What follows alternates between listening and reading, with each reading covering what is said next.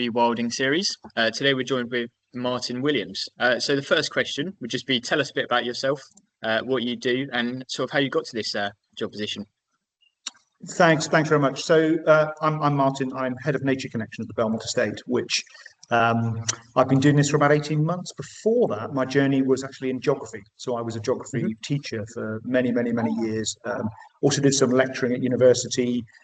Just basically fell in love with the planet when I was a child, loved nature, took me all around the world, got into geography, ended up teaching doing that, but found that geography didn't go far enough. It's you teach so far, but a lot of it is exam based and focused on various curriculum restraints. So just under a couple of years ago, I was working with the team from Belmont, doing some writing for them and doing bits, and then ended up now being head of nature connection. So we have three main strands to Belmont. I won't go on too long about this, but we have basically the Belmont Estate, where I'm sitting at the moment, which is just about 400 acres of beautiful ancient parkland and woodland. It's a grade 2 star listed estate, so we can't rewild that. We do bits, but then we also have our Watercress Farm site, which is about 150 acres of former farmland, is our rewilding site.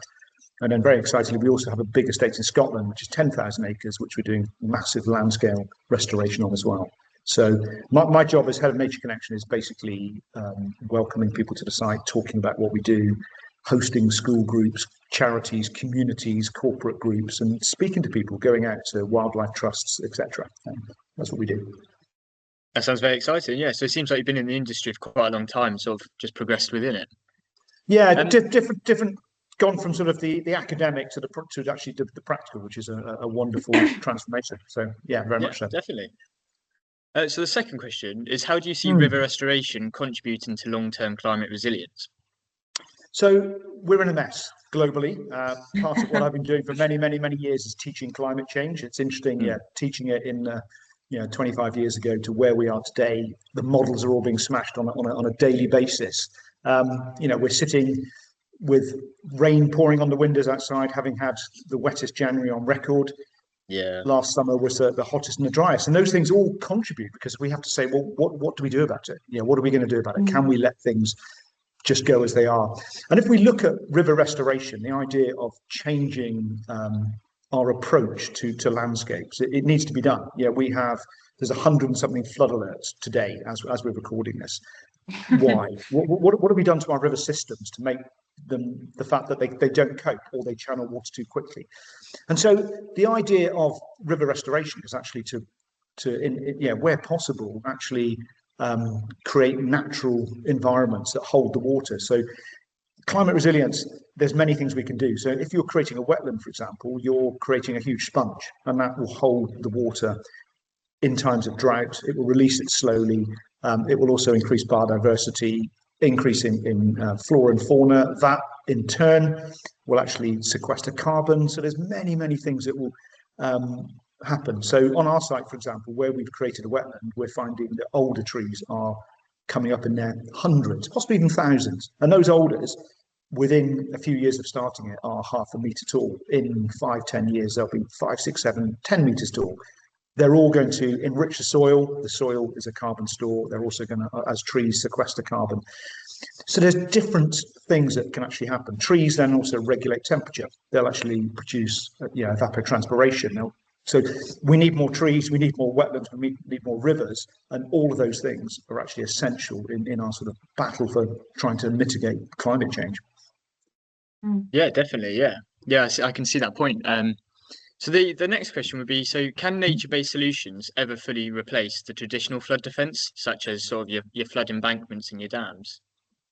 I think sadly no. I think it has to be a hybrid model.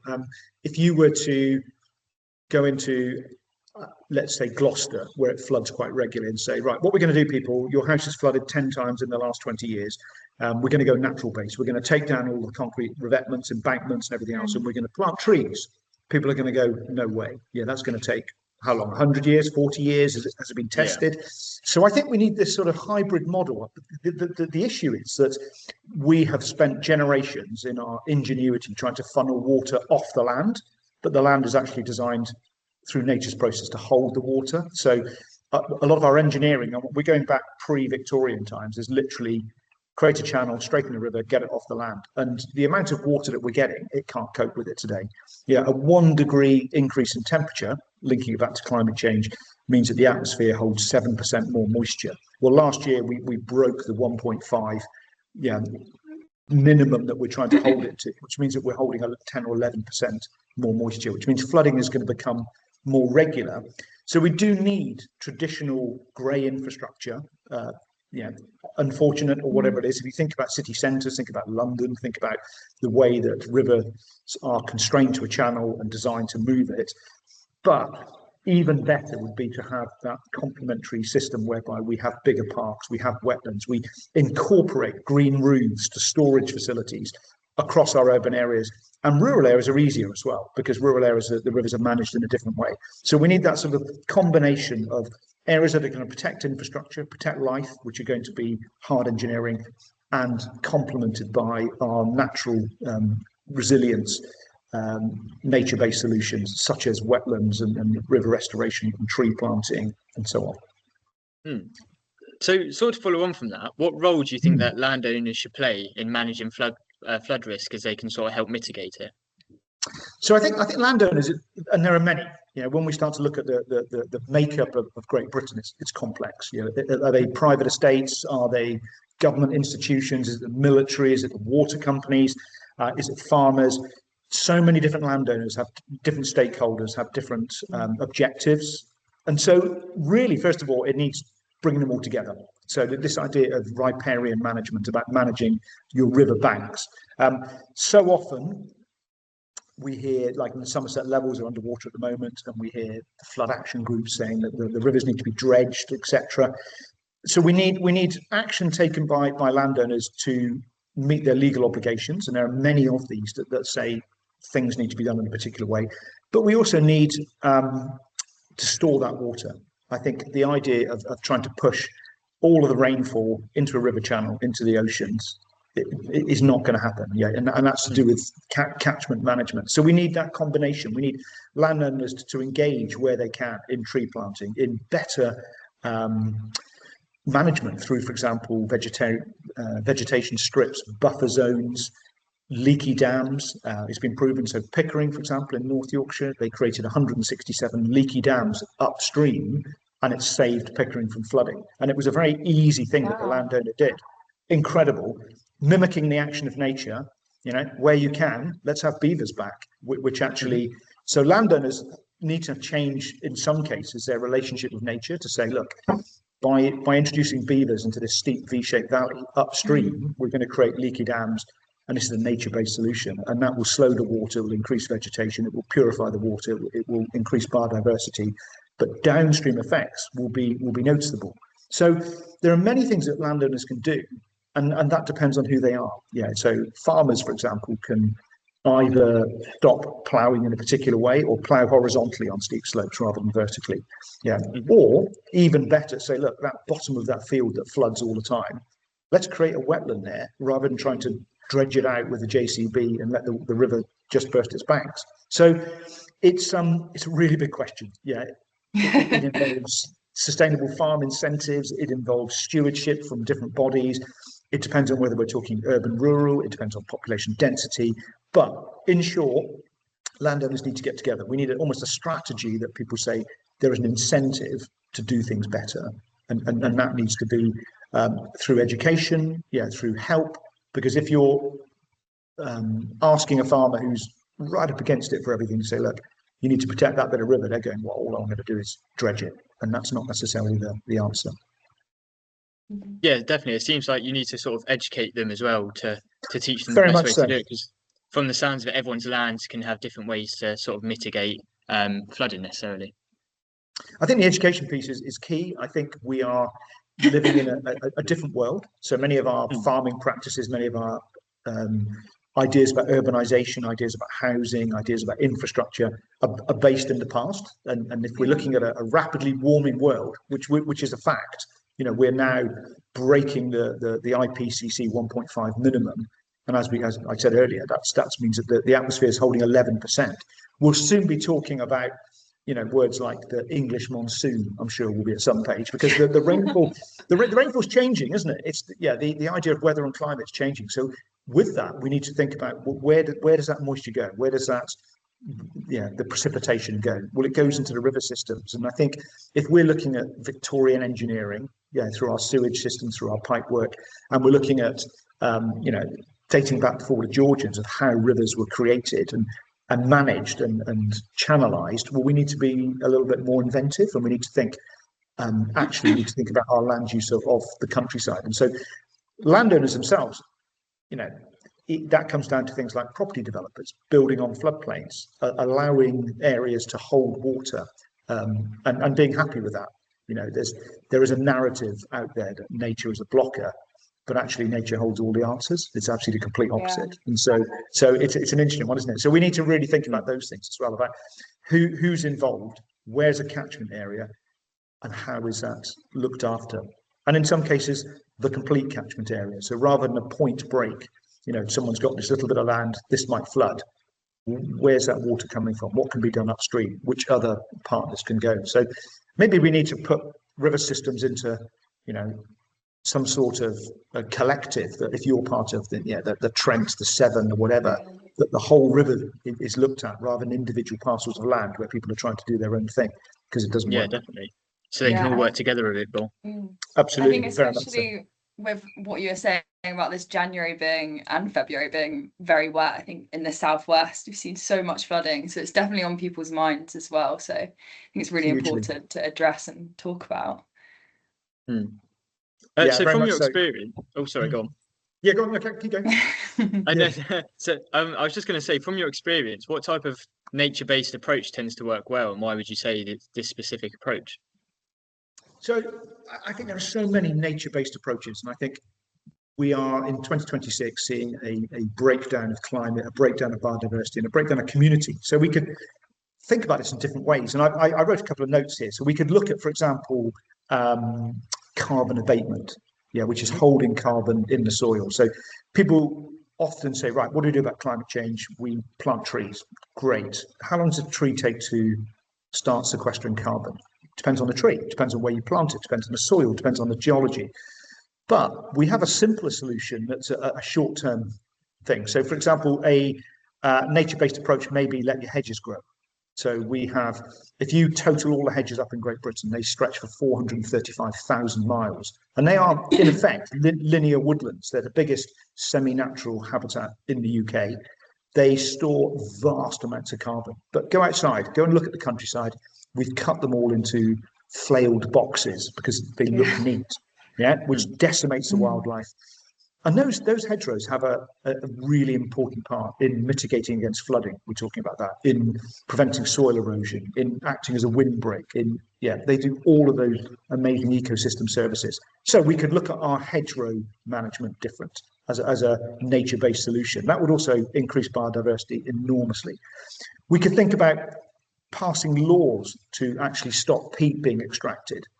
I was pretty shocked recently. I went down to the Somerset Levels for Somerset Wildlife Trust, who were doing amazing things about peatland restoration. And the irony was, just across the river, which is 10 meters away, they were extracting peat commercially to be sold in garden centres.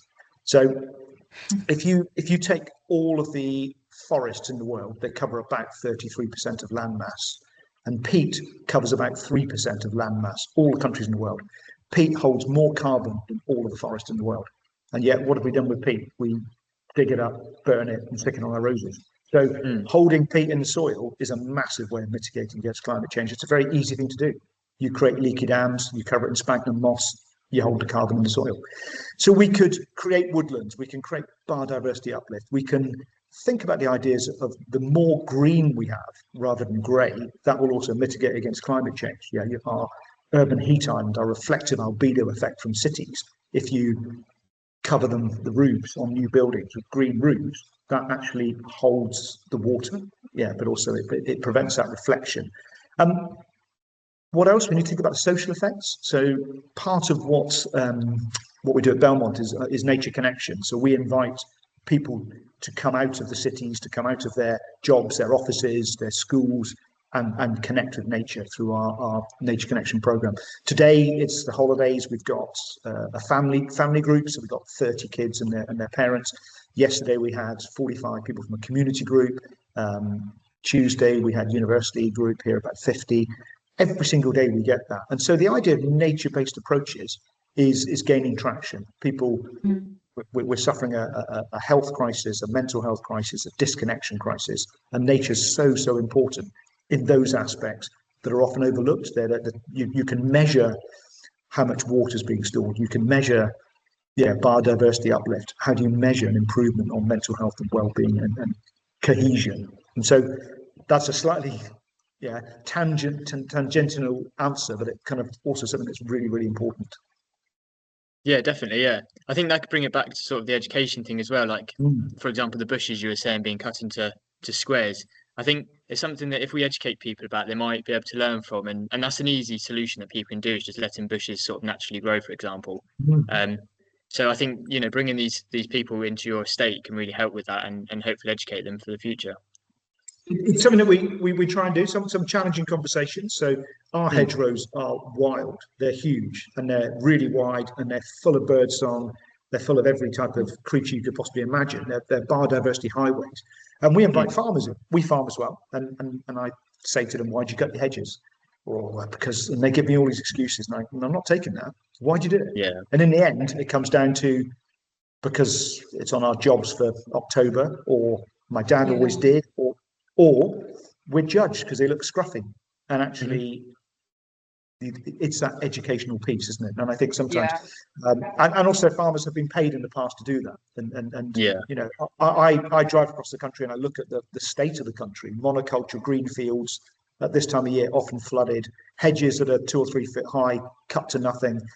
And then we ask ourselves, why are we 188th out of 195 countries for biodiversity? We're in the bottom 5% globally. Wow, that's a staggering fact. It's a really shocking fact, and nobody knows that when I tell people that. So our biodiversity intactness is almost bottom of the world. And then you think, but it can't be, it's our green and pleasant land. And then you look at our land and you go, we've got monoculture green fields and flailed hedges. So actually, we can change that very, very quickly. And if we want to start tackling climate change and we want to start tackling flooding and droughts and all of the things that are possibly coming down the line, we can do that quite easily. This is not a hopeless situation. And I think that's the key educational message, that together, through the understanding, right, let's look at hedges. If they need to be cut because they're next to roads, great. If not, let them go.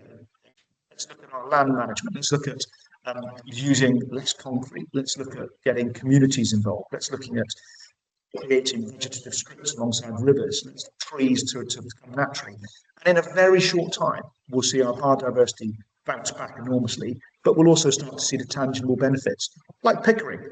Suddenly they flooded all the time, and it's a very natural solution. They don't flood. But if they tried to channelize that river and put overspill tanks and cover it in concrete, they would have made it worse, as they've done in many places. So it's that learning from nature, and sometimes everything is pushing towards AI and technical ways of doing things. And actually, sometimes we need to stop and look backwards and say, do you know what?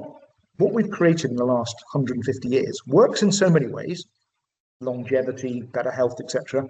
But in other ways, it doesn't work. And actually, if we could get our great-grandparents back, great-great-grandparents back into the landscape, the first thing they'd say is, where are all the birds? Where are all the insects?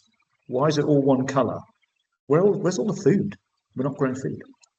So these are going. I'm off on a rant, aren't I? But these are big points that we need to really consider, because we live in troubling times, but also exciting times. And I think my hope, and what you're doing here today as well, is that more and more people start to look for nature-based solutions, because it's not just a question of being a bit fluffy or the cost. It's actually a question of saying, this is essential and this works, and the benefits from improved mental health to social cohesion to better communities to improvements to our climate mitigation strategy to our uplift in biodiversity, that's immeasurable, isn't it? That's what life is really all about. Yeah, definitely. Yeah. So how would you decide whether a natural flood management or rewilding project has been successful, and what's the sort of monitoring you put in place to track it over time?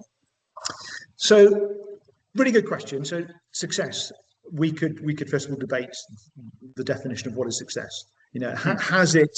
So we can look at things like, if we're looking at a river system, maybe we reduce the peak flow.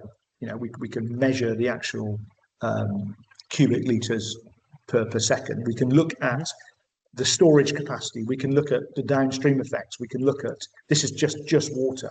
We can look at things like habitat creation, water quality itself. So on our site, we've created a wetland. It's very small. It's very experimental. But when we started, this is a natural process. We came in. The company created this meandering, wiggling river in a field. It used to be 10,000 years ago, it would have been a wetland at the end of the last ice age. Over that time, successive generations have dredged it, pushed the river to a ditch, and we've reunited that river with its floodplain. When we started, we did an ecology survey, and we recorded under 400 species. I think it was 355 species of plants and animals. That was 5 years ago. And today, we've gone from under 400 to 2,600 species of plants and animals. That's a big difference. It's enormous, isn't it? So when you start to say, so we can measure success by biodiversity uplift. And biodiversity, let's not forget, is essential. It's the basis of our life.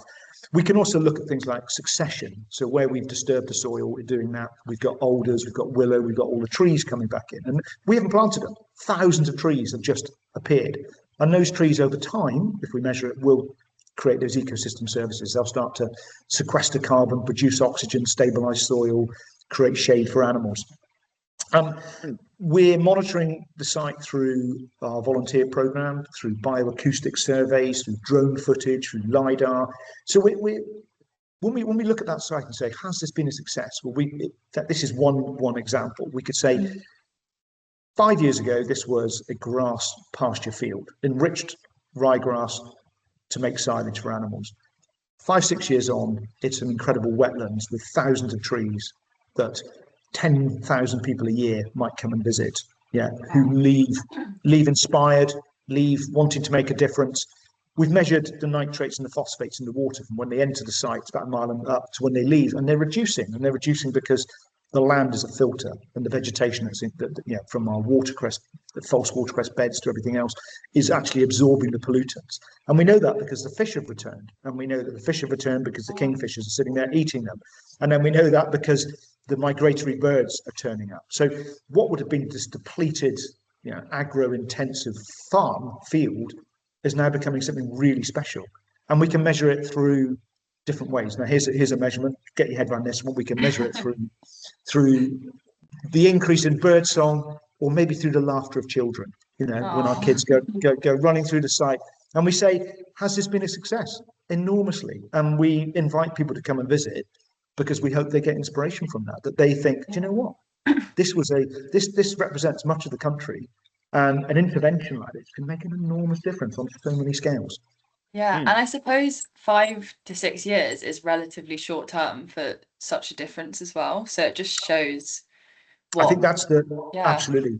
And so when I take tours and I'm showing people, I say, look, I want you to time travel with me. What's it going to be like in 100 years? Can you imagine? What's it going to be like when we haven't got beavers there yet? They'll turn up, definitely. But what's it going to be like when they start damming it and flooding it? And then what's it going to be like when these trees become fully mature and the rivers have actually broken their banks and created extra floodlands? And it's having that sort of bold ambition to look at it and say, if that's 5 years, what's it going to be like in 10 years, 50 years?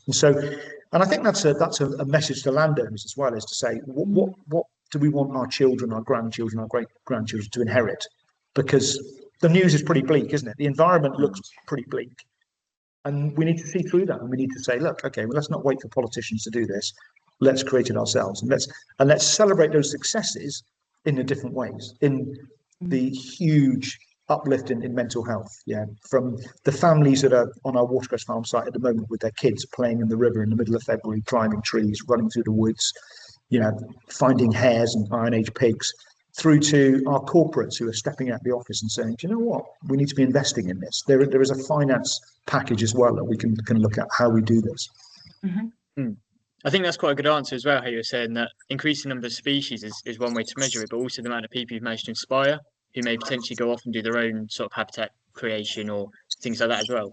It sort of amplifies the effect.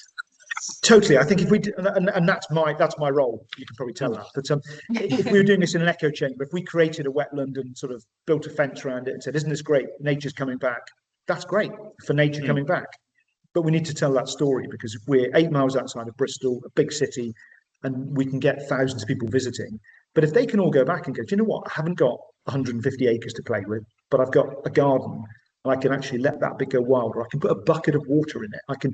All those changes means that will suddenly become that incredible chain that nature will come back very, very quickly. And so it's trying to inspire landowners on a large scale through to people who've got a window box in a town block, and all of that. If we can do that across the country and across the world, suddenly we can find it's very powerful. Yeah. So what would you say the biggest barrier is to using nature-based solutions a bit more widely? Sorry. Yeah, so nature-based solutions are an alternative, and I think if let's talk on a sort of a large scale, so infrastructure projects and things like that. I think one of them is time. I mentioned a river system that if you were to say, right, we're going to use soft engineering and nature-based solution to try and manage that river, so we're going to let willows and other alders and things grow on the banks. Well, how long is that going to take? Yeah, and people want answers here and now, and climate change is accelerating. So there's time. There's a cost benefit analysis. Is it going to do what we want to do? There's also land use conflicts. So traditional solutions. I'm talking about flooding, for example, here.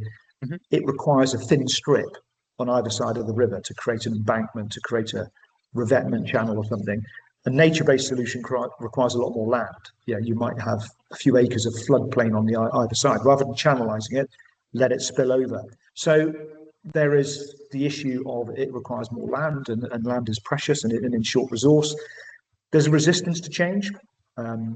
Many people think that those old-fashioned ways of doing things, we shouldn't be building on floodplains. Oh, what if we concrete the river? We'll be fine.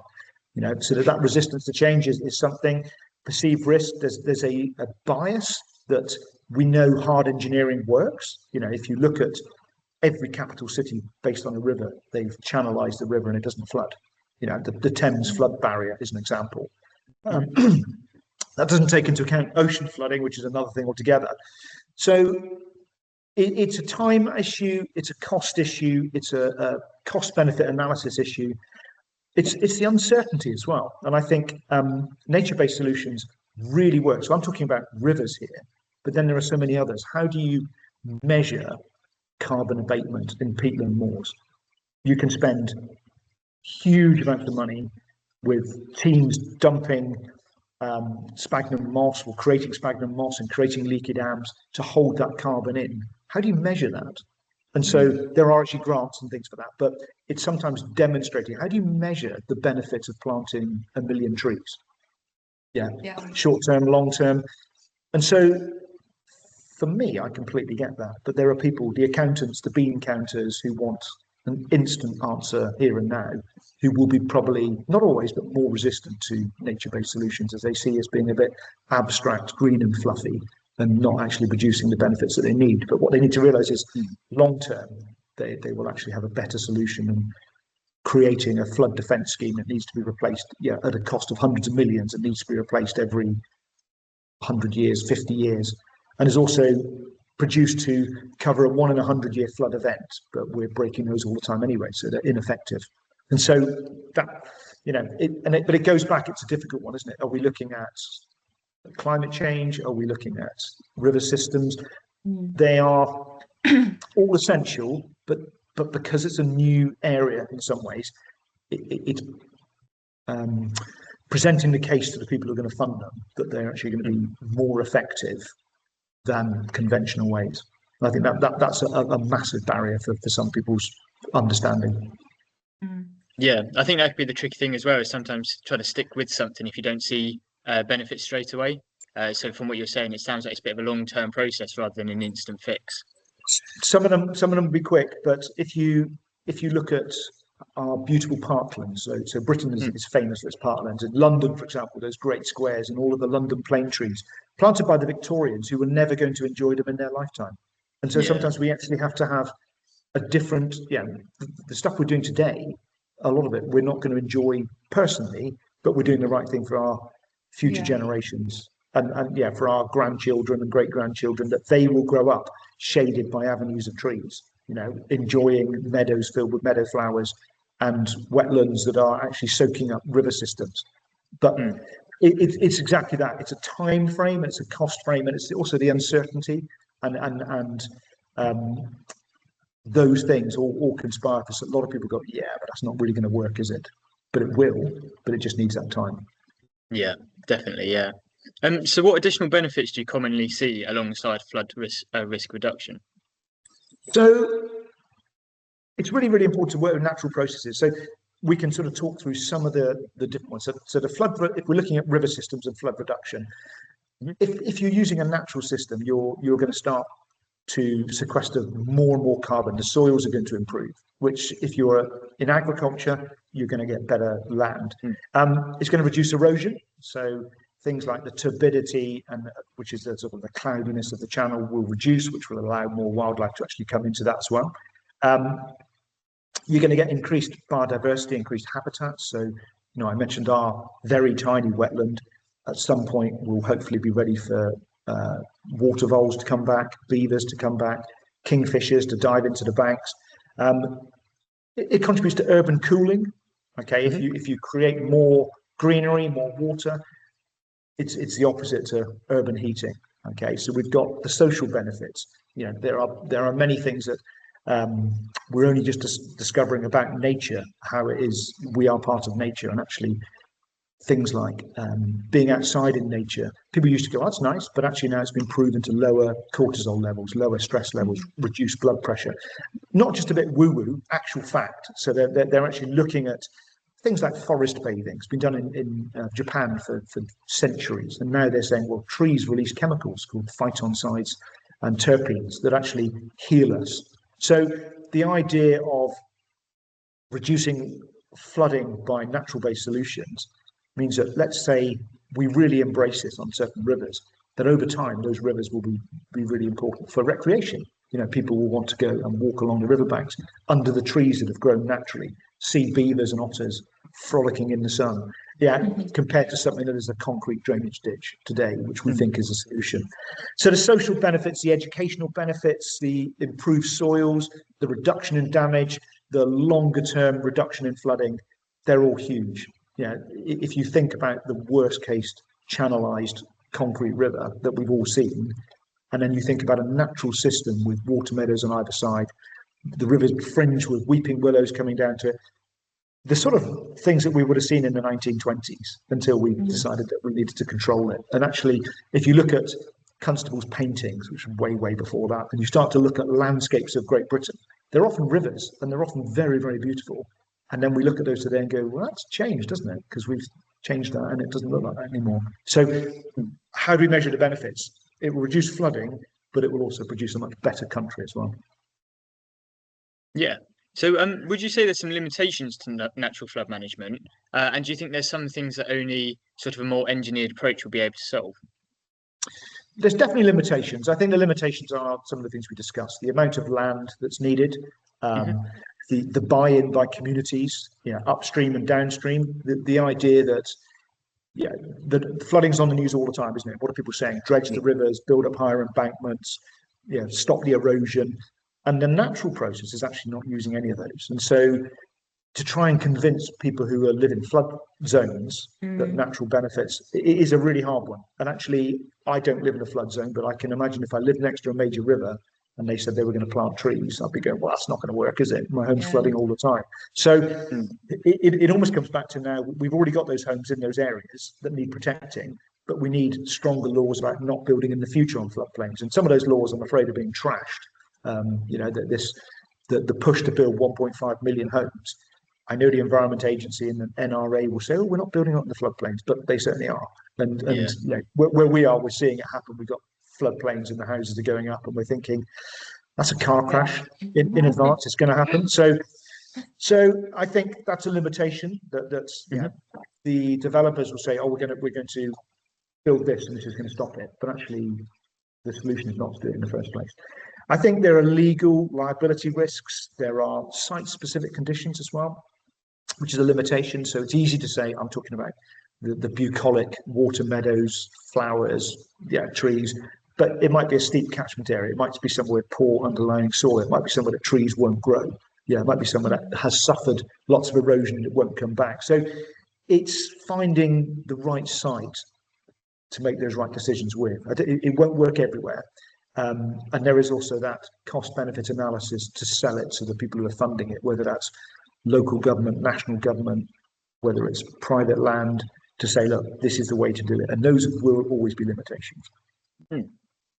So if you had to give one piece of advice to someone starting out in the industry, what would you give them? Be bold.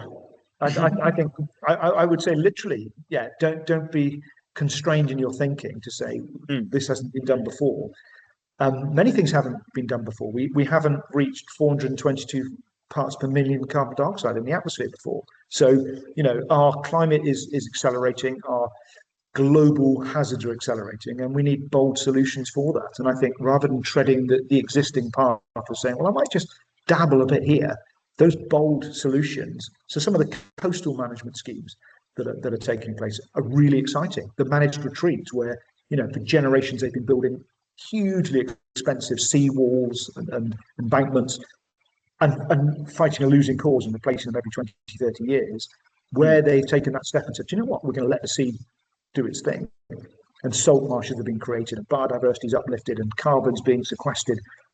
And they said, why did we do this before? Why have we tried to protect that field behind that? So I think being really bold, I think communicating what you're doing, getting a huge involvement from people, going all over social media and saying, look, this is nuts. This is what we're going to do and why.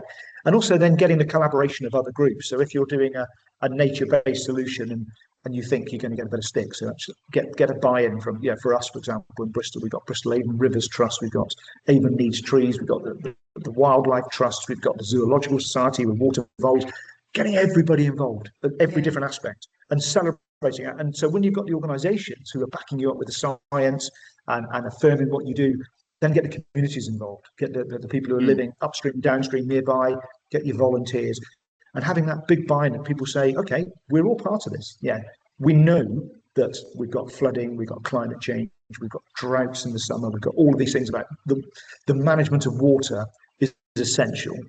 So let's do this collectively without waiting for the next government to come in and bring out a law and then repeal it and then do a U-turn and something else. Where it's a system that creates chaos. We're in a sort of 5-year process for governments. A government will come in and then they'll go, oh, we're undoing everything the last government did. So all those laws go, and then they produce new ones, and then and so if another government comes in 3 years, they'll repeal it all and do it again. So we can't wait for governments. We need to say, let's be bold, let's be creative, let's get everybody involved, let's get our facts right, and let's sell those benefits to people. We are doing this because your children will be able to play in a clean river there, rather than that is abundant in wildlife, that is shaded in the summer, that you can walk along the banks, rather than the right thing to do is to stick in some concrete drainage system that won't work. Yeah, it's a really good bit of advice today, because from the sounds of it, it seems like the best time to have started it would have been years ago, but now the second best time. So if we can try and make it better for the future, then that's obviously the best we can do for now, isn't it? Trying to be bold, like you were saying. Exactly that. And I think the pioneers of change are often the people who take the most risks. And I think risks, calculate the risks, but sometimes it's, we created a wetland in a field. Why? That's nuts. And actually, people do go, why did you do this? And actually, we did it to demonstrate that it can be done. And we did it to demonstrate that through bringing groups and children, adults, communities, people from inner city areas, all of these people who come and visit, first of all, it's changing them. We want to inspire behavioural change. That's a massive reason to do it. But also, we're looking at the biodiversity increasing. We're having rare species turn up that we just never imagined. We're on 106 bird species at the moment. Wow. Yeah. It started off in about 10, and we're on 2,600 species, plants and animals altogether. But it's something wonderful in what was just a very boring conventional field. And I think if we can start to replicate that in all sorts of environments, in all communities across the country, it's going to be something that people cherish and hold dear and fight to protect. And I think that's the thing about nature. When people understand it, they then fight to protect it. And when nature is protected, all of those benefits that we are losing and have lost will start to come back. It's very resilient. And so suddenly communities won't be flooded. Well, how's this? Oh, yeah, because there are beavers upstream in the catchment area. And water is cleaner because we hear all the horror stories. And there are more places for people just to escape, to walk, to canoe, to swim, all of the things that we kind of really want and hanker after and feel we can't have. Well, we can. And that's all to do with nature-based solutions. Brilliant. Well, thank you so much for that. That's been really not at all great. I hope it's my little insight. Hope it helps. Yeah, thank you.